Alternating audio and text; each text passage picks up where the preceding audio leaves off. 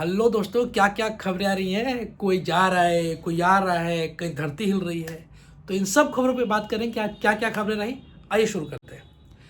तो सबसे पहले उस महान नेता, एक महान नेता जिनको देख करके ज़्यादातर लोगों के मुंह से एक ही बात निकलती थी, तू समझा? हाँ। नहीं, तू समझा नहीं। हम बात कर रहे हैं कनाडा के प्रधानमंत्री जस्टिन ट्रूडो का, जिन्होंने अपने पद से इस्तीफा दे दिया है। दरअसल इनके हटने की जो मेन वजह है वो है इनकी लगातार गिरती लोकप्रियता और पार्टी के अंदर भी इनके खिलाफ एक तरीके से विरोध बढ़ता जा रहा था। इनके कार्यकाल में न सिर्फ कनाडा के अंदर स्थिति खराब हुई, बल्कि चीन, भारत, यूएसए जैसे महत्वपूर्ण देशों के साथ भी कनाडा के रिश्ते खराब हो गए।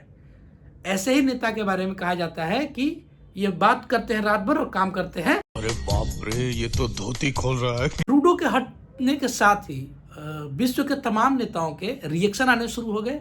भारत में भी नेताओं के रिएक्शन आए। तो आइए सुनते हैं इनके रिएक्शन क्या क्या थे। सबसे पहले सुनते हैं मोदी जी ने क्या कहा। बस हवा निकल गई। हमारे विपक्ष के नेता माननीय राहुल गांधी जी का ये कहना था, खत्म, bye bye, tata, good bye, गया।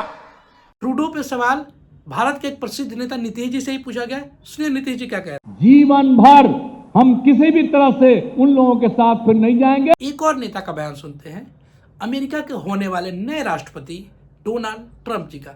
उन्होंने क्या कहा। स्वामी विवेकानंद।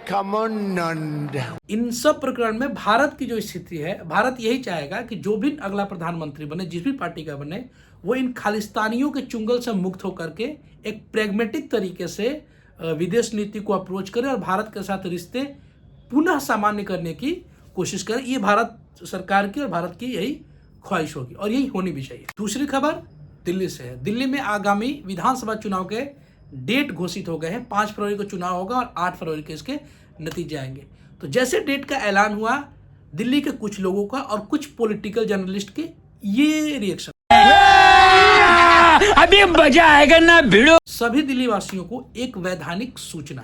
देखिए, इलेक्शन का डेट घोषित हो चुका है। अब अगले 1 महीने तक आप टेलीविजन पे डिस्कशन में गाली गलौज, धर्म, हिंदू मुस्लिम, जात पात, सिर्फ यही सुनेंगे। तो अगर अपना मेंटल पीस ठीक रखना चाहते हैं, अपने बच्चों का मेंटल पीस ठीक रखना चाहते हैं, तो अगले 1 महीने कृपया करके टीवी देखना बंद कर। ये बड़ी अच्छी बात कही आप। अगर आपको विश्वास नहीं हो रहा है तो बाद में आप क्लिप उठाकर देख लीजिएगा कि जो दिल्ली के बुनियादी मुद्दे हैं, जैसे कि एयर पोल्यूशन, मर चुकी यमुना, मैली यमुना, बारिशों में जल भराव जिसकी वजह से लाइब्रेरी में बैठे बच्चे डूब के मर जाते हैं, इसके अलावा अनएम्प्लॉयमेंट, हेल्थ, इस पे अगर कोई डिस्कशन हो जाए, रैली में कोई नेता इस पे बात कर दे, तो फिर आप मुझे बताइए। अगली खबर है यूपी के श्रावस्ती से, जहां पुलिस ने नूरी बाबा नामक एक आदमी को बड़ी मात्रा में नकली नोटों के साथ गिरफ्तार कर लिया। पैसा ही पैसा होगा। नकली नोट, खैर मैं तो यूपीआई यूज करता हूँ।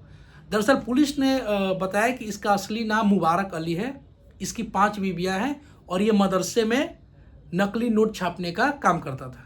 कितने तेजस्वी लोग हैं हमारे पास, कितने शानदार विचार रखते हैं। यार एक बात बताओ, या तुम नोट छापने का काम करते थे, तुम्हारी गिनती तो सही होगी, फिर ये 5 बीवी, इस्लाम में तो 4 ही अलाउ है, इसीलिए पकड़े गए।